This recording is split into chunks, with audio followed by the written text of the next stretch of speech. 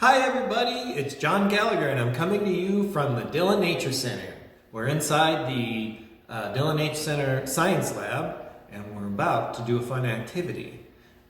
Earlier this week, I was out walking on the trails and I came across something very exciting that I want to share with you.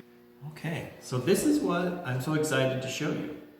Well, I didn't find it like this. It wasn't wrapped in tinfoil, so let me take it out and show you what I found. This is what I found on the trail underneath a tree. Does anybody know what it is? If you said owl pellet, you are correct. That came straight out of an owl. So what is an owl pellet anyway? Well, you know owls, they're birds, and they are predators. They eat prey like rodents, other birds, things like that. They usually kill their prey, swallow them whole, and the food goes down into the owl's first stomach. The first stomach digests some of the food, and then it transfers it to the owl's second stomach. The second stomach has muscular walls where once all the digestible parts of the prey move on, what's left are the fur and the bones or feathers, depending on what the prey was, squishes it into this really tight pellet, and then a few hours later, hucks it up and lands on the ground near a tree. And that's when I came along and found this. So what kind of owl left this pellet? Well, there are three main possibilities for owls at the Dillion Nature Center. We have our biggest owl, the great horned owl, which is the most common that we have here. A little bit smaller than that is our barred owl. That's our medium-sized owl. And then we have a smaller owl called the eastern screech owl. And, you know, based on the size of this pellet, which is under 2 inches, my guess would be a screech owl, but that would be a guess. So why even bother dissecting an owl pellet? Well, because it's fun, but also we can learn some things. Once we dissect the pellet, we might be able to identify the creature inside. So there we'll learn, you know, what are the owls eating at the Dillion Nature Center. And, you know, with that in mind, we can learn what kind of small rodents and small animals are at the Dillion Nature Center. So if, you know, we dissected these regularly, we could have a good idea of our owl and rodent population. Now, before we go ahead and dissect this pellet, I wanted to show you some of the tools that I'll be using to help. Most of these things you probably have at home if you wanted to do this at home. Simple paper plate to dissect the pellet on, ruler for measuring, pair of tweezers. I like to use toothpicks. They're really helpful in teasing apart the fur and the bones. And then just a magnifying glass for looking at those really small bones. And then a bone sorting chart. These are going to help us identify the bones once we pull them out. I've got a couple of different kinds right here, and those you can get online real easily.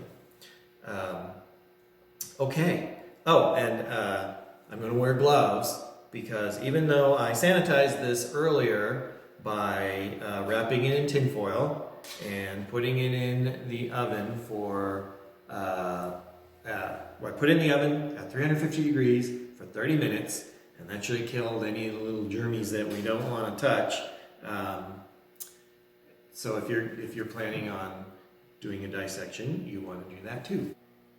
Okay, so let's get started. Let's take this thing apart. So I'm just going to start by pulling things apart gently, pulling off some fur, pulling out any visible bones out of it, and right there, I don't know if you can see this, but this is a pretty good skull. I think I'll pull out, oh boy, this is very exciting. The whole skull is here. Here's the jawbone. You can see some teeth. Oops. Oh my gosh, and here, this looks like a shoulder blade.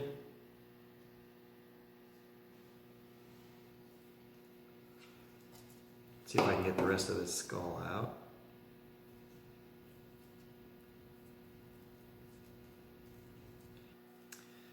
Okay, just want to tease out a little more of this fur.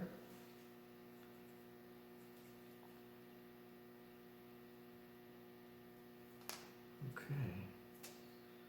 And there is the skull and another jawbone. That's going to be very helpful for learning what kind of creature that is. Okay, and now we just have a few more smaller pieces to tease out.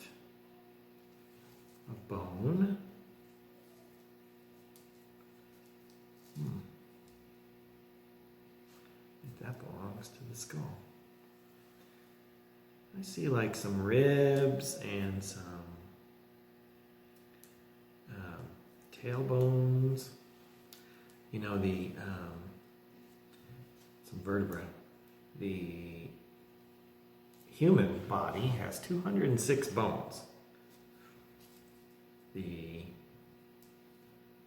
rodent, if this is what I think it is, has 231 bones. They've got more bones than humans. Obviously, they're tinier than humans. What do you think those extra bones are that mice have that humans don't have? If you said the tail, you were right, because you and I don't have a tail, so we don't have bones. That the mice do have tail bones. Okay, so I think I've teased out most of the bones that are going to be helpful to us, and so let's see if we can identify what we have here. And I'm going to use these jaw bones to start with. And on my bone chart, I have the choice of rodent, shrew, mole, or bird. And based on what I'm seeing here, I think this matches the jaw of a rodent. And let me check the skull. That's another good one. Does that skull match? I think it does. In rodents, I'll put this here so you can see it a little bit better. You can always tell by the teeth arrangement if it's a rodent or not. They have, let's put the skull here too. They have these sharp incisors and then nothing. No canine teeth. Those are the pointy teeth that humans have and predators have, but no canines there at all, on upper or lower. And then just these molars for grinding plants, because mice, which I believe this probably is a rodent, don't eat meat. They just eat plants, so they don't need anything but the incisors for clipping off the plants, and then the molars for grinding. So this is definitely a rodent.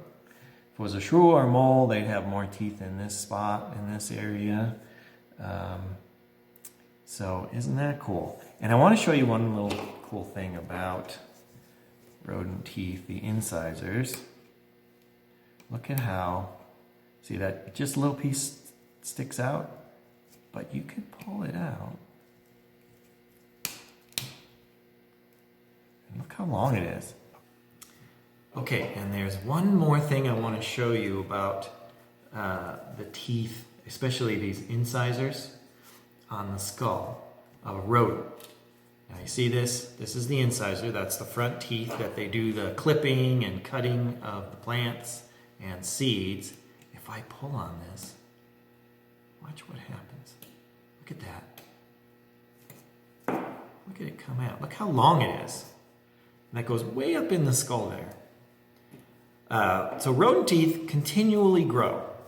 So they need to continually gnaw on food and grind down that tooth so it doesn't get too long. And while they're doing that, something else happens that's pretty cool because of the way it's made. There's two sides to this tooth. On the front part here, is this real hard enamel. Doesn't wear down real quick. And on the back part is this soft dentin, which wears down a little bit quicker. So as they're gnawing and the dentin wears down quicker than the enamel, they get this chiseled shape in their incisor, and it's real sharp for cutting plants and seeds and things. Okay, well, I think we've found all the good bones in this pellet, and we're just about out of time anyway. So I would like to encourage you, while you're at home, go ahead and do your own owl pellet dissection. And they're easy to find. You can get owl pellets online. Here are some websites where you can order them. And it'll come with an owl pellet. Maybe you can get several. It'll come with the charts and things, everything you need. But if you know where the owls are in your neighborhood, if you know what trees they hoot from at night, go ahead and take a look, see if you can find your own.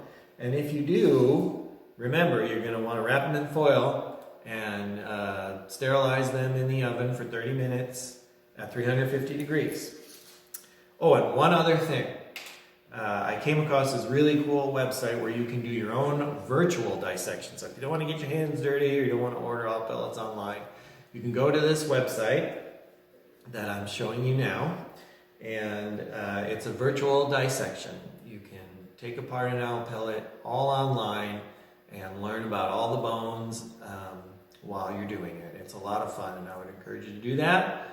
Thank you so much for joining me today, and I look forward to our next lesson.